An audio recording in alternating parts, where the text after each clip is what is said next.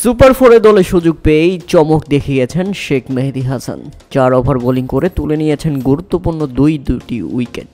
খরচ করেছেন মাত্র 25 রান। উল্লেখ্য যে টসে জিতে সিদ্ধান্ত নেয় বাংলাদেশ অধিনায়ক লিটন কুমার দাস। মাঠে নেমেই শ্রীলঙ্কান স্পিনার দনিত ওয়াল্লিগেলের বাবার জন্য 1 মিনিট নীরবতা।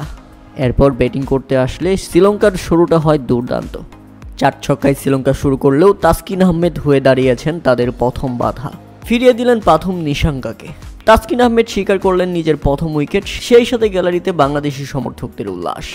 নিশাঙ্কে ফিরলে 44 রানের মধ্যে শ্রীলঙ্কা হারায় প্রথম উইকেট। 15 বলে 22 রান আসে তার ব্যাট থেকে। এরপর এক প্রান্ত থেকে দারুণ খেলছিলেন কুশল মেন্ডিস। আগের দিনের আফগানিস্তানের বিপক্ষে দারুণ ইনিংস খেলা বাংলাদেশকে সুপার ফোরে নিয়ে যাওয়া এই ব্যাটসম্যান বাংলাদেশের বিপক্ষেও হয়ে উঠেছেন ভয়ঙ্কর। তবে এই ব্যাটসম্যানকে সুবিধা করতে দেয়নি শেখ মেহেদী হাসান। সুপার ফোরের সুযোগ পেয়েই তুলে নিয়েছেন কুশল মেন্ডিসের মতো বড় উইকেট। নিজে দ্বিতীয় ওভারে বোলিং করতে এসে শেখ মেহেদী হাসান কুশল মেন্ডিসকে প্যাভিলিয়নে পাঠিয়ে দিয়েছেন। 25 বলে 34 রান করে ফিরে যান কুশল মেন্ডিস। 58 রানের মধ্যে শ্রীলঙ্কা হারায় দ্বিতীয় উইকেট। এরপর আরও একটি চমক, বোল্ড করে দিলেন মিশারাকে। শেখ মেহেদী হাসান নিজের তৃতীয় ওভার করতে এসে কামিল মিশারাকে রীতিমতো বোল্ড করে সেই উদযাপন করেছেন। কামিল মিশারা ফিরলে 65 রানের মধ্যে শ্রীলঙ্কা হারায় 3 উইকেট। এর পরের উইকেটটা মুস্তাফিজুর রহমানের।